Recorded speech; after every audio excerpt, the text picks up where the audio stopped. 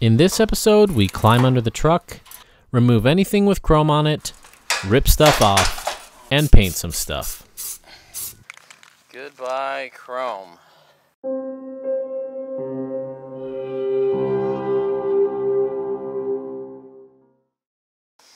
As I've talked about before, I'm not a huge fan of chrome on my vehicles. It looks great on some vehicles, but it's not really my style. So first off, I'm going to be removing the rear bumper, these side caps, and painting them. Not the most exciting mod on the planet, but it will make it feel more like my truck. I'm going to paint the bumper the same color as my wheels, which should tie in nicely visually there.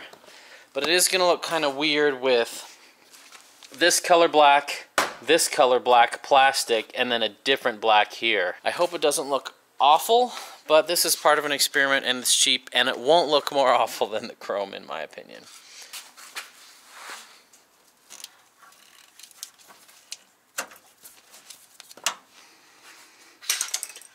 Nice working on a brand new vehicle. Everything's easy to get off and there's not mud falling in your eyes.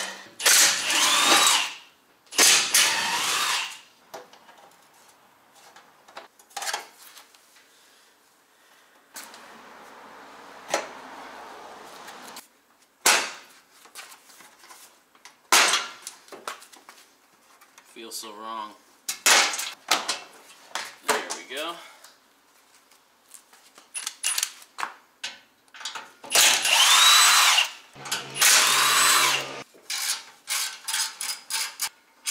Pretty interesting. The bumper is the tow hitch, and the rest is just plastic. Kind of interesting. I guess it's easy to replace if you do get rear-ended or something.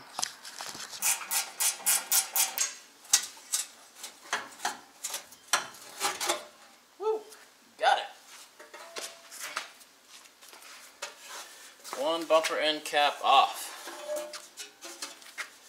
Gonna pull this plastic piece off and paint it. Alright, I guess the first step is done, that there's no chrome back here. Now if you bought a Sport, a TRD Sport or like a Limited, they're gonna have paint matched bumpers which look awesome. But I couldn't afford the extra $5 grand for that model just for the paint matched bumpers and grill, so I'm gonna take matters into my own hands. Gonna wash these, clean them up, get them ready and prep for paint. Alright, I got these all cleaned off and dried. And here's the secret, like painting over chrome's always a bad idea. If you go to a body shop or somewhere to do it right, they will strip the chrome, sandblast it all, primer it, coat it, and then clear coat it.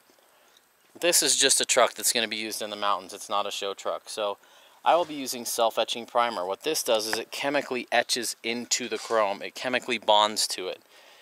It's my favorite primer for wheels and bumpers and anything metal. It's what I always use, and it has lasted super, super long for me. So I expect it to last super long for me on this as well. Here we go.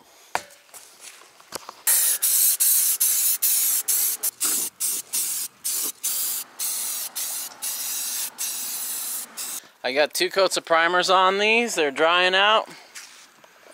We'll let them fully dry, then I'll see if I need any more primer. Probably not, since it's really just to etch in the chrome, cover the chrome, and then get the black over it. Looks good already being a flat color. Looks pretty cool. Alright, while those are drying, I'm going to pull the Tundra out, flip it around, and start removing the front so we can get rid of the chrome on the front of the truck. Now, I typically don't spend a lot of money for purely cosmetic reasons, but I really dislike the chrome up front, and there are 2 ways to fix that. Well, 3. One is to Plasti-Dip or paint it, and a quick note about Plasti-Dip. Yes, I know it exists, and I know a lot of people use it. I don't like Plasti-Dip. It's an awesome product, but by the time I know I feel like Plasti-Dip's for someone who's not quite ready to commit to actually painting something. And I know I want it a certain color, so I'm just going to paint it. Plasti-Dip's cool. You can cover it, peel it off if you overspray, and if you're done and you don't like it, you can peel it all off and you have your old protected chrome underneath. But I don't want to do that. I'm just going to straight up paint it. So there's 3 options. 1, Plasti-Dip it or paint it yourself. 2, take it off, take it to a body shop, get the chrome stripped, have them paint it color matched, which is kind of expensive. Or 3, go to Toyota and buy the color matched one that matches the color of your truck. So that's what I did, and they're never quite a perfect match, so we're actually going to see a color difference. It's not cheap, and it's a really stupid way to spend your money, and it's super vain of me to do that, but I really like the gray, the full gray front end, and I like the TRD Pro grill. Now, swapping out the TRD Pro grill is going to complicate things because I have the radar in here. I'm going to have to modify a bracket to mount the new one. That's kind of tricky. But here we go. First, we're just going to take everything off, including the bumper, and then paint the bumper.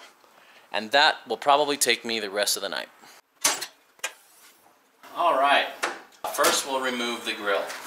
Inside here is the connection for the radar or sonar, I don't even remember what it's called, but it's like the safety sensing thing that can see if a pedestrian steps in front of you, or if traffic's slowing down, it'll adjust your cruise control. Generally, I don't love electronic systems like that, but buying a new truck these days, you can't really buy them without that. So I try to find a truck that has the least amount of those. I mean, I love safety features, but I don't love extra electronics for the sake of electronics. So I'm going to disconnect this, pull everything off. I wonder if I can drive it around for a couple days with that disconnected, or if it'll throw some code and go into limp mode because it's a safety feature. I'm sure it'll throw a code, but I'm hoping I'll still be able to drive around. Another option is to swap this inner grill with the other one and have everything plug up like factory, but I really like the look of the other one, so I'm going to try that. And if I can't make that work, then I'll go the other route. Put this back. So another big reason this isn't a how-to is I've never done this before. And it's always best to practice your how-tos before you actually do them. This is just the story of me modifying my truck. This drill's way overkill for this. I think you torque these to like 32 inch-pounds. But it works to pull stuff off quick. Should come pretty quickly, actually, this grill. Crazy what they'll charge for a new grill. Crazy that we'll pay for it just for a color option. I feel a little bit vain doing this, but it will make a big difference for this truck for me. I've been watching YouTube videos on how to do this, and it's a little nerve-wracking. It involves a lot of just tugging on it, and I don't want to break any clips. Alright, that was pretty easy. Feels so wrong. Alright. Boy, that was actually super easy to pull off. So, in here you can see my little sonar device thing that I'm going to have to remount on the new grill.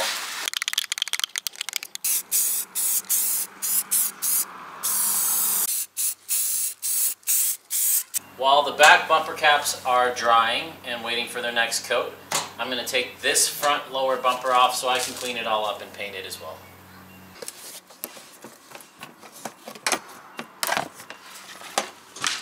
Wonder what those are for, if they're for fuel economy or what. I think you get worse fuel economy with those. Okay, bumper's almost off. I just have 4 bolts. 3 of them right there, or 3 nuts and 1 bolt on the other side. So getting the front bumper off was way more work than the back bumper. I hope I never have to take this off again unless I get a aftermarket front bumper. It was just a lot of work. Be solid.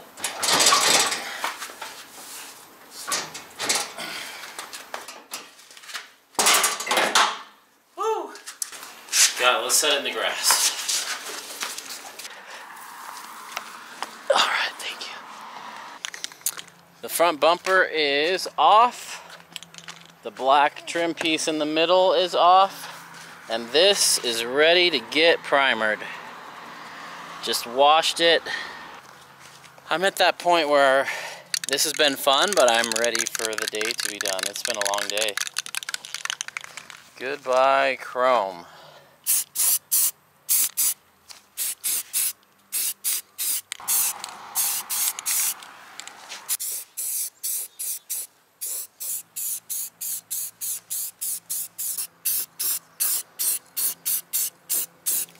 Alright, while I'm here, I do want to paint this black just because you see it through the bumper, as well as this hose here as well.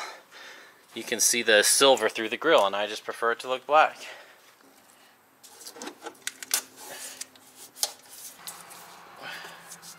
Just follow that factory line.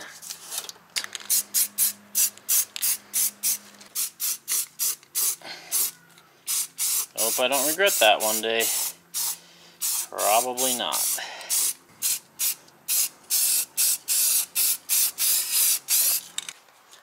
Alright, we're going to call that a night.